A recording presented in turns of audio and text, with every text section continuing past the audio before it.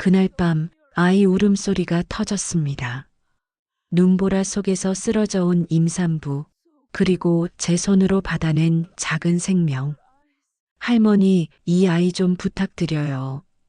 그 말 한마디를 남기고 그 여자는 다시 눈을 뜨지 못했습니다. 폭설 속에서 시작된 이 아이의 운명, 그리고 제가 내린 선택. 이 이야기가 궁금하시다면 좋아요 눌러주시고 끝까지 함께 해주세요. 그날따라 눈이 참 많이도 왔습니다. 문경 땅에서 40년 넘게 살았어도 그런 폭설은 처음이었어요. 새벽부터 펑펑 쏟아지기 시작한 눈이 점심때가 되도록 그칠 줄을 몰랐고 마을 앞 신장로는 온통 하얗게 덮여서 어디가 길이고 어디가 논두렁인지 구분조차 할 수 없을 지경이었습니다. 그런 날은 국밥집이고 뭐고 그냥 문을 닫는 게 맞았어요. 어차피 손님도 없을 테고 이 궂은 날씨에 국물 끓여봤자 식어버리기 일쑤니까요. 그런데 이상하게도 그날 아침 저는 평소보다 더 일찍 눈이 떠졌습니다. 새벽 3시가 조금 넘었을 무렵이었어요.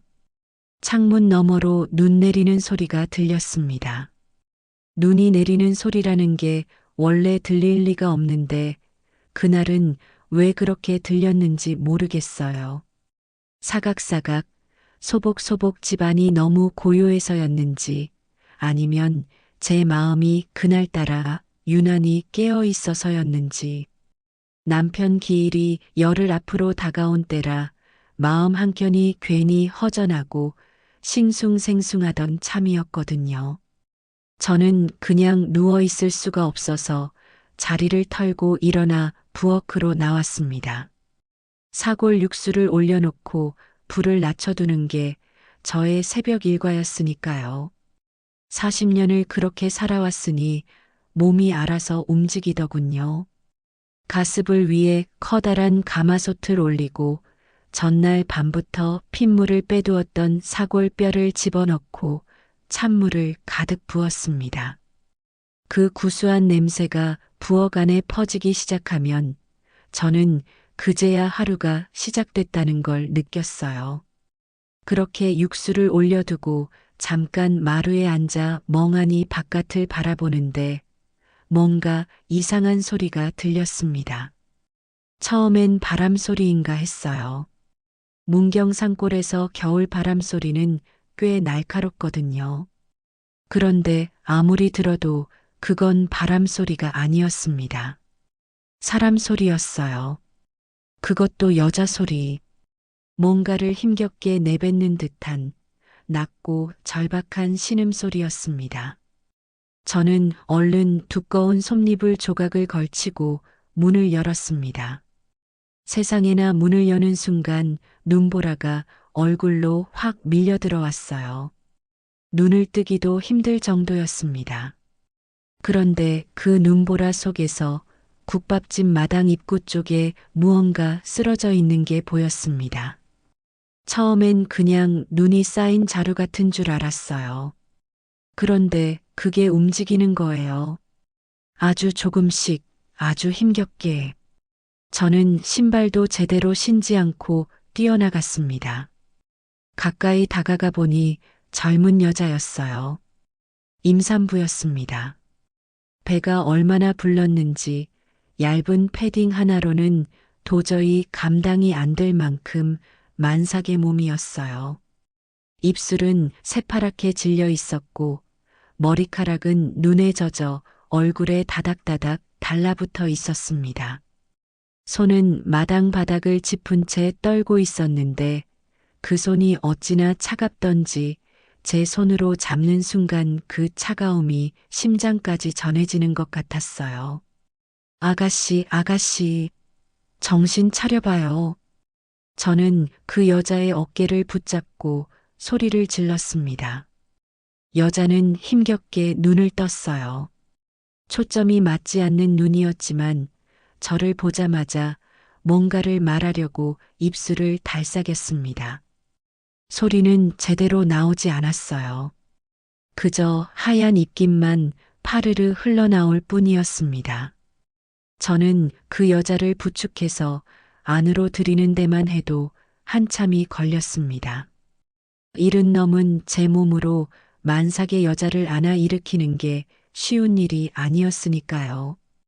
2번이나 같이 미끄러져 넘어질 뻔했고 허리가 끊어지는 줄도 알았습니다.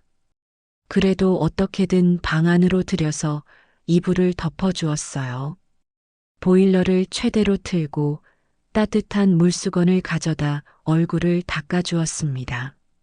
전화기를 들어 119에 신고를 했는데 교환원이 하는 말이 폭설로 길이 막혀서 구급차가 들어오기 어렵다는 거예요. 빠르면 2시간, 늦으면 그 이상 걸릴 수도 있다고 했습니다. 2시간이라는 말을 듣는 순간 저는 눈앞이 아득해졌습니다. 이 여자 상태로 2시간을 버틸 수 있을지 알 수 없었으니까요. 손발은 이미 얼어 있었고 진통이 오는 듯 배를 움켜쥐고 신음을 내뱉는 간격이 점점 짧아지고 있었거든요. 저는 살면서 아이를 낳아본 적도 남의 아이 낳는 것을 도와본 적도 없었습니다. 자식 복이 없었던 제게 그런 경험이 있을 리 없었으니까요. 그런데 그날 저는 어쩔 수 없이 그 자리에 있어야 했습니다. 깨끗한 수건을 꺼내고 물을 끓이고 손을 씻고 또 씻었습니다. 얼마나 덜덜 떨렸는지 모릅니다. 제가 떨고 있는 건지 추워서 떨리는 건지도 몰랐어요. 여자는 진통이 올 때마다 온몸을 비틀었고 그때마다 저는 손을 꼭 잡아주었습니다. 아무 말도 할 수가 없었어요.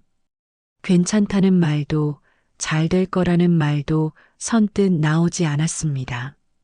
그냥 손만 잡았습니다. 이 차갑고 낯선 손이 조금이나마 따뜻해지기를 바라면서 그렇게 얼마나 시간이 흘렀을까요? 밖에는 여전히 눈이 쏟아지고 있었고 방 안에는 그 여자의 숨소리와 제 숨소리만 가득했습니다. 그리고 마침내 아이 울음소리가 들렸습니다. 세상에 태어나는 첫 울음이라는 게 그렇게 작고 가느다란 소리인 줄은 몰랐어요. 금방이라도 꺼질 것 같은 촛불처럼 아슬아슬하게 떨리는 울음이었습니다. 그런데 그 소리가 어찌나 크게 들리던지 저는 자신도 모르게 눈물이 나왔습니다. 평생 남 앞에서 눈물 잘 안 보이는 제가 그 작은 울음소리 하나에 그만 무너져 버렸어요. 사내 아이였습니다. 눈을 꼭 감고 온몸을 새빨갛게 물들인 채 울고 있는 작은 생명. 저는 수건으로 아이를 감싸 안고 여자 곁에 누였습니다. 수고했어요, 아가씨. 아들이에요. 건강해. 여자는 아이를 보더니 힘겹게 웃었습니다. 그 웃음이 얼마나 애처롭던지 눈물이 흘러내리는데도 닦을 힘조차 없어 보였어요. 떨리는 손으로 아이의 뺨을 한번 어루만지더니 저를 바라봤습니다. 그리고 아주 작은 목소리로 뭔가를 말했습니다. 잘 들리지 않아서 귀를 가까이 가져갔어요. 할머니, 이 아이 좀 부탁드려요. 그게 그 여자가 제게 한 마지막 말이었습니다. 구급차가 도착했을 때는 이미 늦어 있었습니다. 과다출혈이었다고 했어요. 폭설만 아니었다면, 도로만 뚫려 있었다면 살 수 있었을 거라고 의사가 고개를 숙이며 말했습니다. 저는 그 말을 들으면서 아무 말도 할 수가 없었어요. 그저 제 팔 안에 꼭 안긴 아이를 바라볼 뿐이었습니다. 그날 밤 저는 혼자 그 아이를 안고 앉아 있었습니다.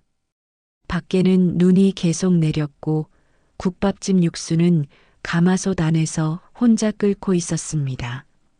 아이는 이따금 칭얼거렸다가 다시 잠들기를 반복했어요. 저는 그 작은 얼굴을 내려다보면서 도대체 이 아이가 어디서 왔고 어디로 가야 할 아이인지 아무것도 모른다는 걸 그제야 실감했습니다. 여자의 품에서 나온 것이라곤 낡은 봉투 하나뿐이었어요. 구급대원이 건네준 그 봉투는 눈에 젖어 너덜너덜했습니다. 저는 차마 그날 밤 열어보지 못했어요. 뭔가 무서운 게 들어있을 것 같아서, 알게 되면 돌이킬 수 없을 것 같아서. 봉투는 그렇게 부엌 찬장 깊숙이 넣어두었습니다. 아이 곁에 앉아 뜬 눈으로 밤을 지새우면서 저는 딱 한 가지만 생각했습니다. 이 아이 내가 지켜야겠다. 그게 전부였어요. 그 이상도 그 이하도 아니었습니다. 아이 이름은 제가 지었습니다. 준서, 이준서. 딱히 거창한 뜻이 있어서 지은 이름은 아니었어요. 남편 성이 이 씨였고 준서라는 이름이 왠지 이 아이한테 잘 어울릴 것 같다는 생각이 들었습니다. 바르고 반듯하게 자랐으면 하는 마음, 그 마음 하나로 지은 이름이었어요. 아이는 그 이름을 참 잘 받아들였습니다.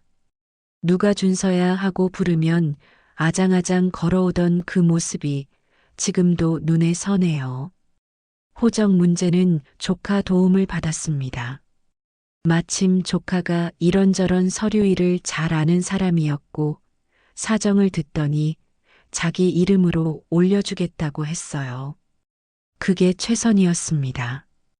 어차피 아이 엄마가 누군지도 아버지가 누군지도 몰랐으니까요. 그냥 이렇게 키우다 보면 언젠가는 알게 되겠지. 그런 막연한 생각이 있었어요. 봉투 안에 뭔가 있다는 건 알았지만 저는 그걸 열어볼 용기가 좀처럼 생기지 않았습니다.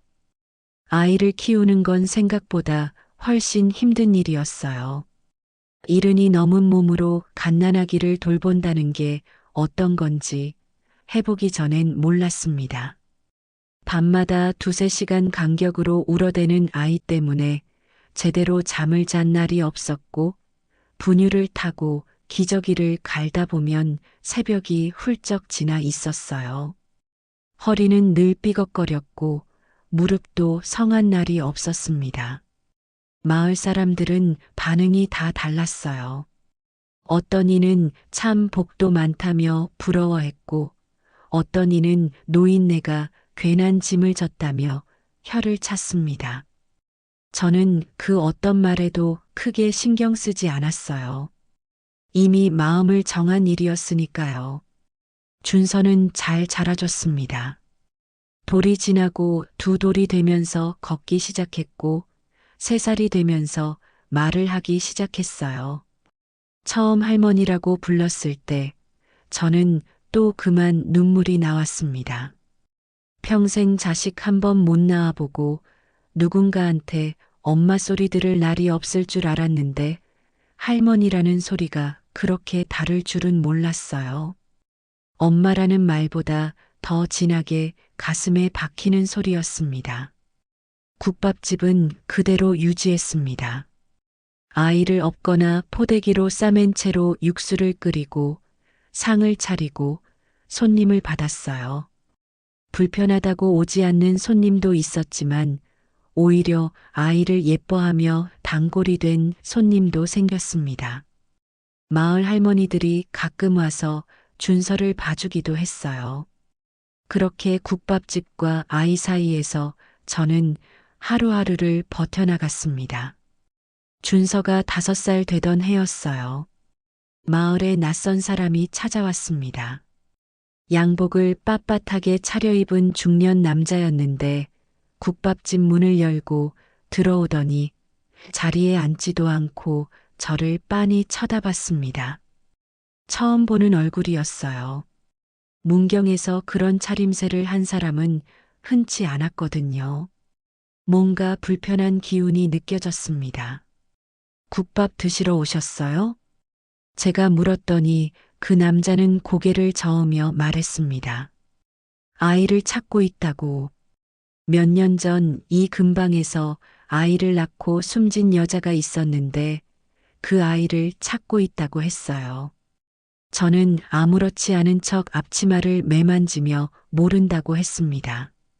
그런 일이 있었는지 모르겠다고, 이 마을에 그런 아이는 없다고, 목소리가 흔들리지 않도록 있는 힘껏 다잡으면서 말했어요.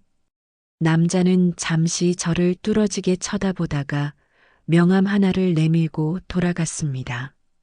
명함에는 이름과 전화번호만 적혀 있었는데 회사 이름이 한성그룹 계열사였어요. 저는 그 명함을 손에 쥔 채 한참을 서 있었습니다. 그날 밤 저는 처음으로 그 낡은 봉투를 꺼냈습니다. 찬장 깊숙이 넣어두었던 그 봉투를요. 5년 동안 한 번도 열어보지 않았던 봉투를 그날 처음으로 열었어요. 손이 떨렸습니다. 봉투 안에는 두 가지가 들어 있었습니다. 하나는 반으로 접힌 편지였고, 하나는 작은 사진 한 장이었어요. 편지는 짧았습니다. 볼펜으로 급하게 쓴 듯 글씨가 삐뚤빼뚤했어요. 편지 내용은 이랬습니다. 자신의 이름은 최수연이고 아이 아버지는 한성그룹 장남 한재윤이라고, 집안에서 이 아이의 존재를 없애려 했고 자신은 아이를 지키려다 도망치는 길이었다고. 만약 자신이 살아서 이 편지를 가져간다면 다행이지만 그렇지 못한다면 제발 이 아이를 세상에 알리지 말아달라고. 세상에 알려지는 순간 이 아이의 목숨이 위험해질 수 있다고 적혀 있었습니다. 그리고 마지막 줄에 이렇게 쓰여 있었어요. 이 아이 이름은 재서라고 지어주세요. 하늘 아래 반듯하게 자라길 바랍니다. 저는 그 편지를 읽고 또 읽었습니다. 얼마나 오래 읽었는지 모릅니다. 촛불처럼 꺼질 듯 살아있던 그 여자의 눈빛이, 힘겹게 웃던 그 얼굴이 자꾸만 떠올랐어요. 사진 속에는 젊은 남녀가 찍혀 있었습니다. 여자는 최수연이 맞았어요. 그 옆에 서 있는 남자는 훤칠하고 반듯한 인상이었는데 둘이 나란히 서서 웃고 있는 사진이었습니다. 사진 뒷면에는 재윤, 수연이라고 적혀 있었어요. 저는 그 사진을 한참 들여다봤습니다. 그리고 봉투를 다시 접어 더 깊숙한 곳에 넣어두었어요. 냉장고 뒤쪽 벽 틈새, 아무도 들여다보지 않을 곳에. 준서는 재서였을 아이였습니다. 하지만 저는 그 이름을 부를 수가 없었어요. 이미 준서로 자라고 있는 아이였고 이미 준서라는 이름으로 저를 할머니라고 부르는 아이였으니까요.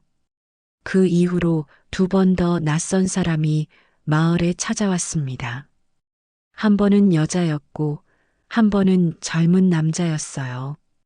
둘 다 그냥 지나가는 척하면서 국밥집 주변을 기웃거렸습니다.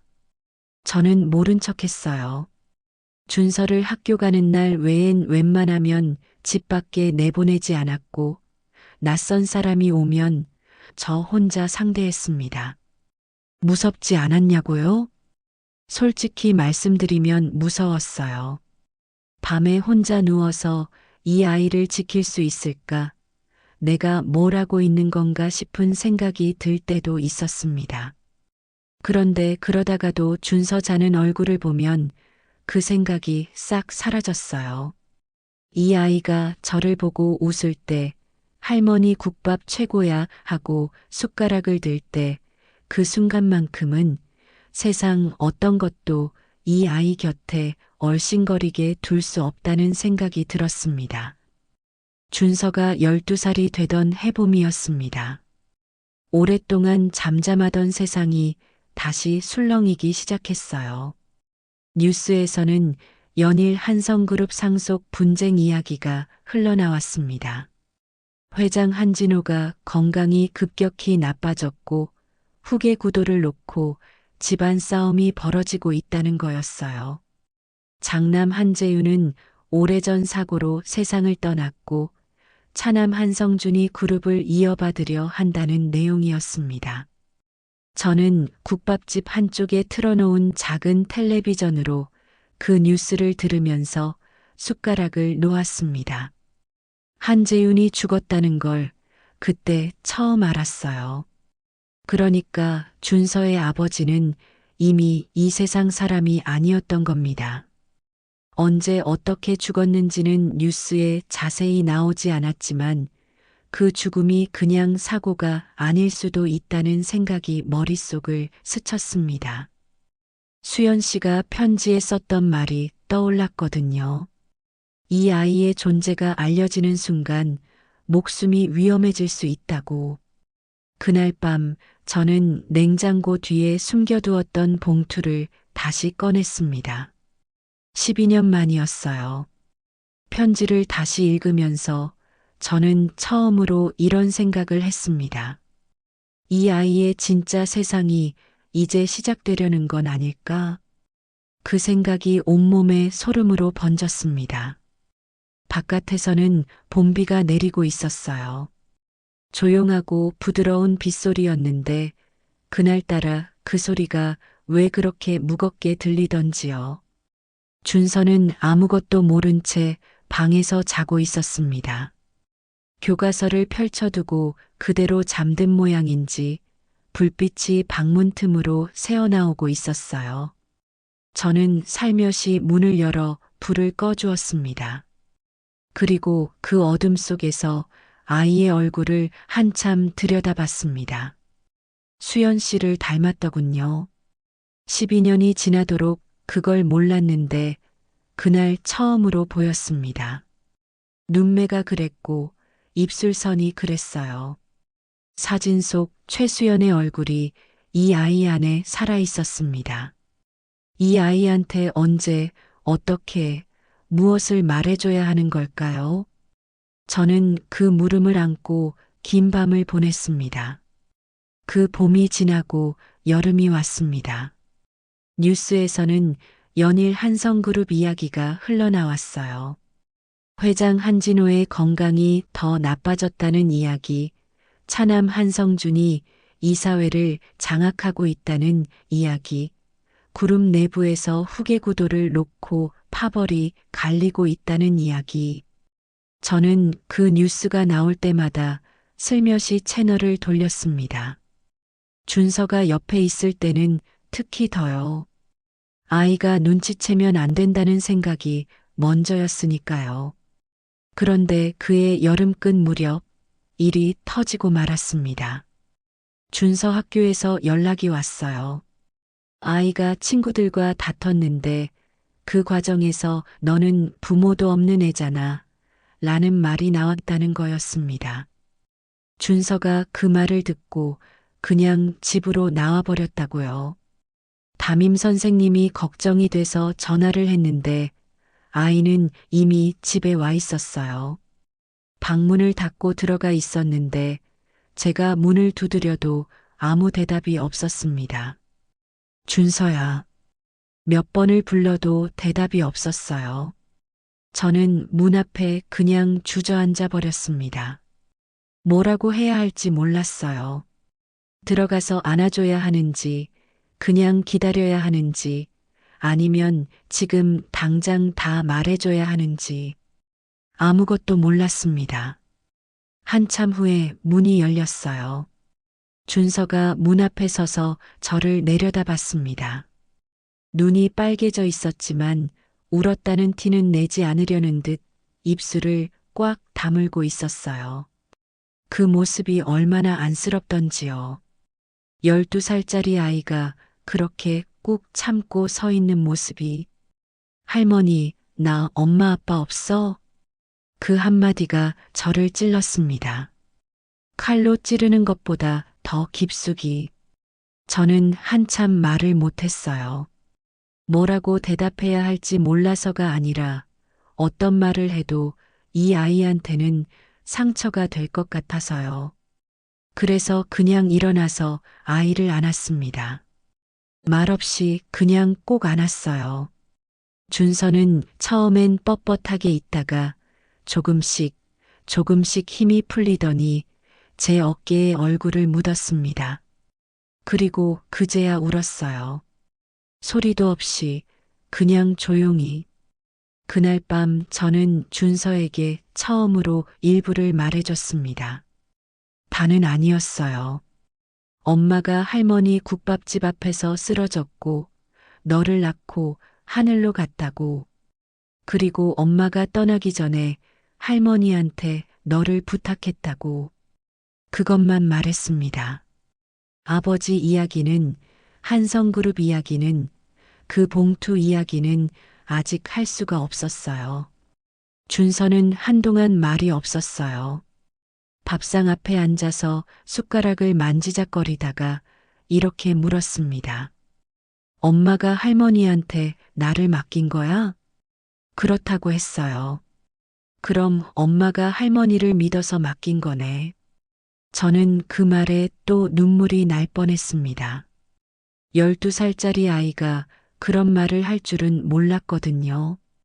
슬프다거나 억울하다거나 하는 말 대신 그렇게 담담하게 정리를 하다니. 이 아이가 얼마나 오래, 얼마나 깊이 생각해 왔는지가 그 한마디에 다 담겨 있는 것 같았어요. 그날 이후로 준서는 달라졌습니다. 더 말이 없어졌고 더 어른스러워졌어요. 아침에 일어나면 알아서 밥을 차려 먹고 학교에 갔고 방과 후엔 국밥집에 와서 제 옆에 앉아 숙제를 했습니다. 뭔가를 속으로 사귀고 있다는 게 느껴졌어요. 그게 오히려 더 마음에 걸렸습니다. 차라리 떼를 쓰거나 화를 내면 덜 걱정됐을 텐데 이 아이는 너무 조용히 버텼어요. 그리고 그해 가을이었습니다. 국밥집에 또 낯선 사람이 왔어요. 이번엔 혼자가 아니었습니다. 2명이었는데 한 명은 전에 봤던 양복 차림의 중년 남자였고 다른 한 명은 처음 보는 젊은 여자였어요. 여자는 태블릿을 들고 있었고 남자는 자리에 앉자마자 조용한 목소리로 말을 꺼냈습니다. 할머니, 저희 오래 기다렸습니다. 저는 아무 말 없이 국밥 2그릇을 내왔습니다. 상대가 무슨 말을 하든 일단 밥부터 내오는 게 제 방식이었거든요. 먹으면서 얘기하는 게 안 먹으면서 얘기하는 것보다 낫다는 걸 40년 국밥집을 하면서 배웠으니까요. 남자는 국밥 한 숟가락을 뜨더니 잠시 멈추고 저를 봤습니다. 그리고 천천히 말했어요. 저는 한성그룹 회장님 비서실에서 나왔습니다. 회장님이 직접 지시하신 일입니다. 할머니께서 키우고 계신 아이에 대해 이야기를 나눠야 할 것 같습니다. 저는 그 말을 듣고 숨을 한번 고르고 나서 말했습니다. 무슨 아이요? 남자가 조용히 웃었어요. 나쁜 웃음은 아니었습니다. 오히려 오래 기다렸다는 듯한 지쳐있는 사람의 웃음 같았어요. 할머니, 저희는 아이를 데려가려는 게 아닙니다. 회장님은 그냥 한번 보고 싶으신 겁니다. 손자를요. 그 말이 국밥집 안에 조용히 내려앉았습니다.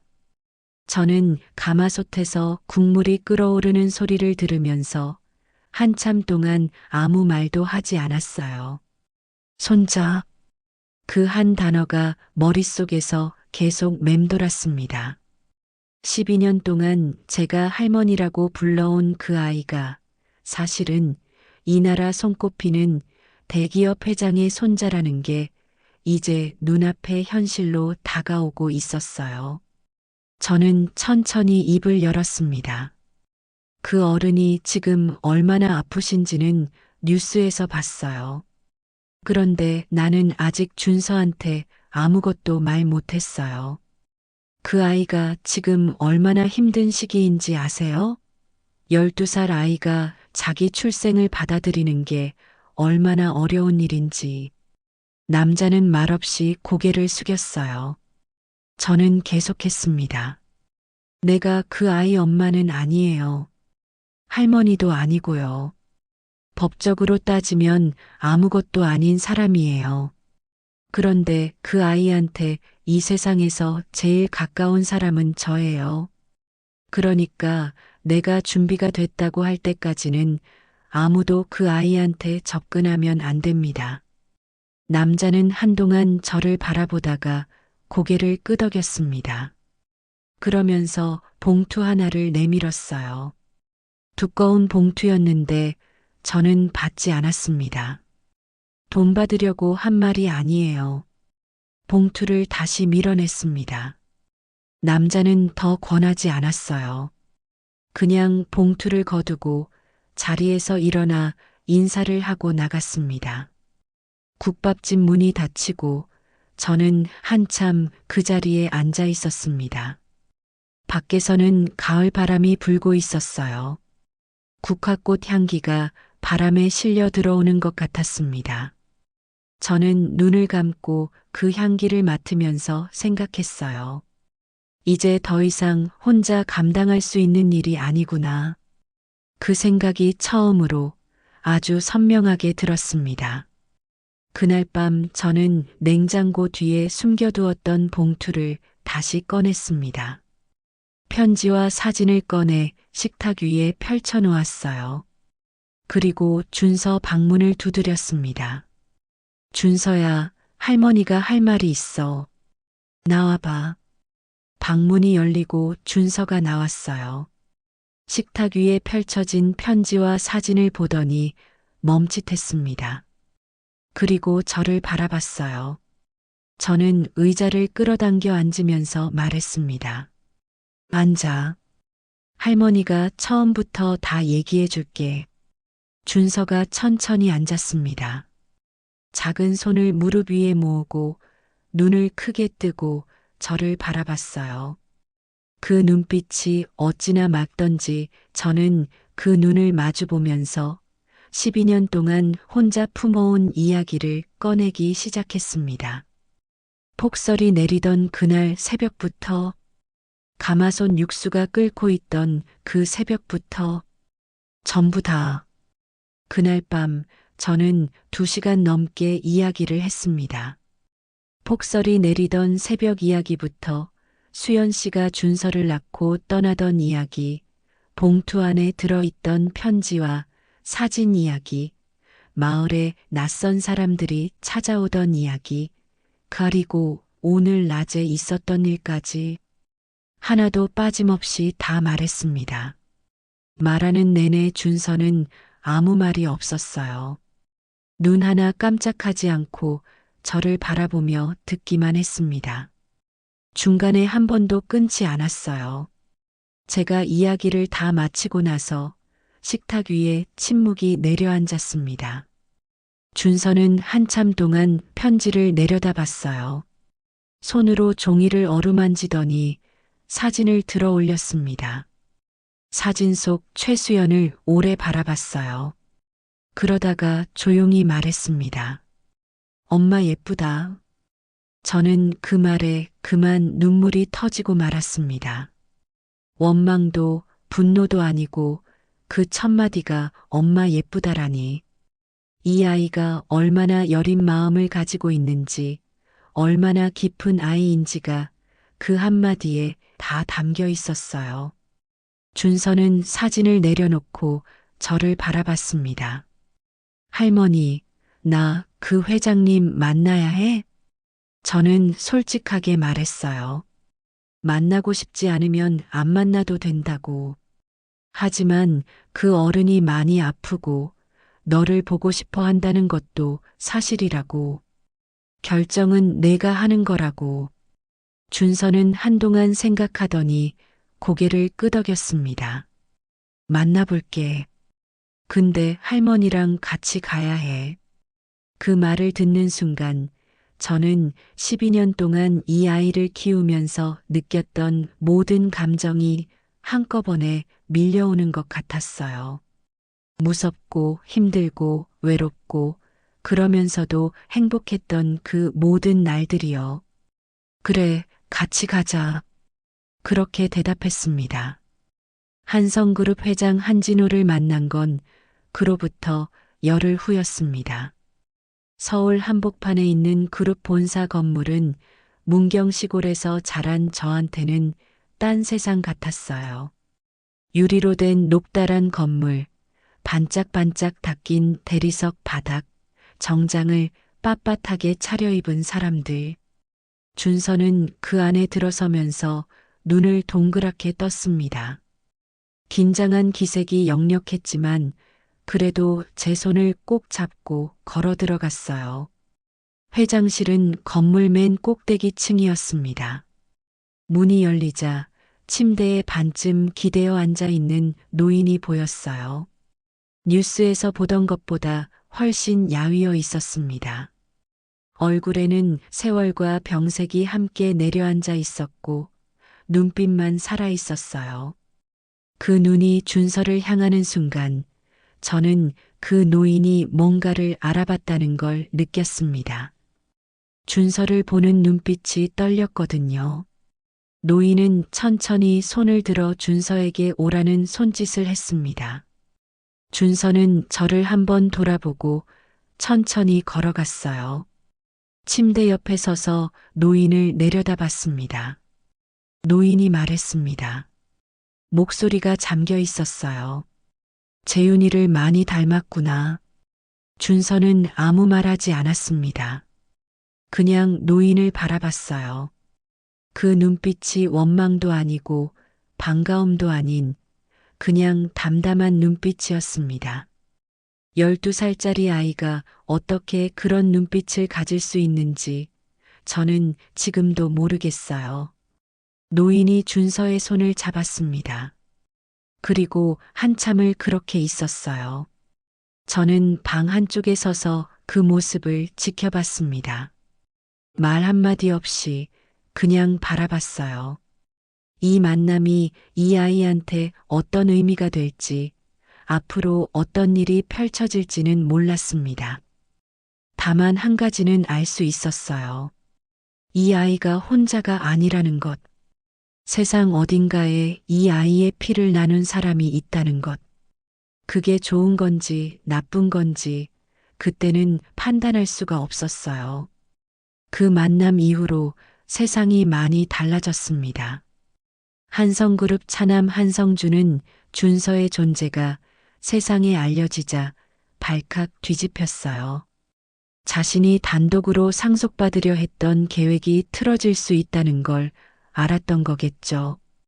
법적 절차를 통해 준서의 친자 관계를 부정하려는 움직임이 있었고, 언론에 이상한 소문을 흘리는 일도 있었습니다.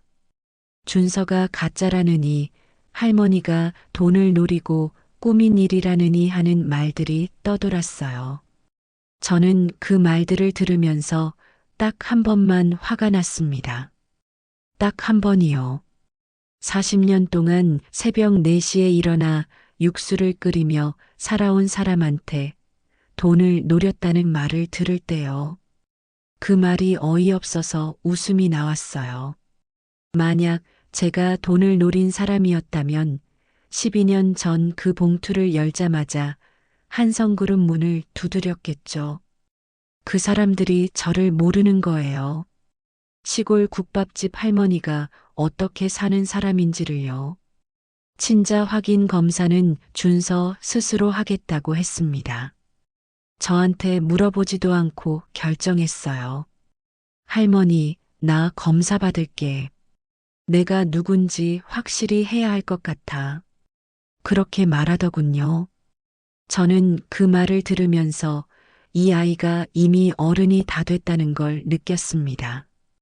12살이지만 이미 자기 삶을 스스로 감당하려는 아이였어요. 검사 결과는 2주 후에 나왔습니다. 한재윤의 아들이 맞았습니다. 한진호 회장의 친손자가 맞았습니다. 그 결과가 나오던 날 저는 국밥집에서 혼자 육수를 끓이고 있었어요. 비서실에서 전화가 왔을 때도 저는 가마솥 앞에 서 있었습니다. 전화를 끊고 나서 저는 한참 동안 그냥 육수만 바라봤어요. 뽀얀 국물이 보글보글 끓고 있었습니다. 그 냄새가, 그 소리가, 그 모든 게 제 40년 인생이었어요. 눈물이 나오지는 않았습니다. 그냥 다행이다 싶었어요. 이 아이가 자기가 누구인지 알게 됐으니 다행이다. 수연 씨가 그토록 지키려 했던 이 아이가 이렇게 건강하게 자랐으니 다행이다. 그것뿐이었습니다. 한진호 회장은 그의 겨울을 넘기지 못했습니다. 준서를 만나고 석 달 만이었어요. 떠나기 전에 유언장을 고쳤다는 이야기가 들렸습니다. 그 내용이 어떤 건지 저는 자세히 알지 못했어요. 알 필요도 없었고요.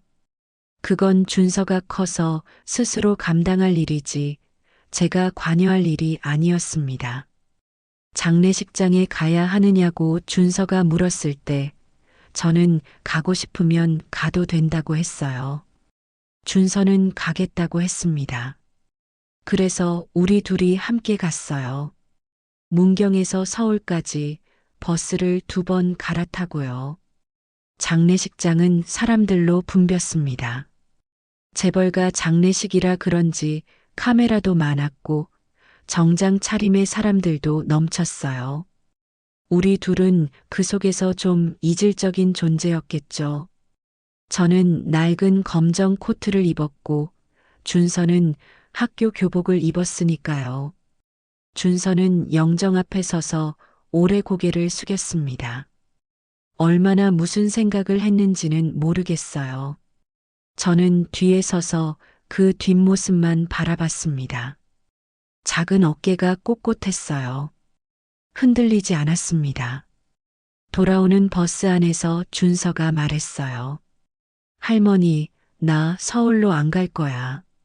저는 깜짝 놀라서 바라봤습니다. 준서는 창밖을 보면서 말했어요. 그 사람들이 나한테 서울 와서 살라고 했어. 좋은 학교 보내주고 다 해준다고. 근데 나는 할머니 국밥집 있는 데가 좋아. 거기서 크고 싶어? 저는 한동안 말을 못했습니다.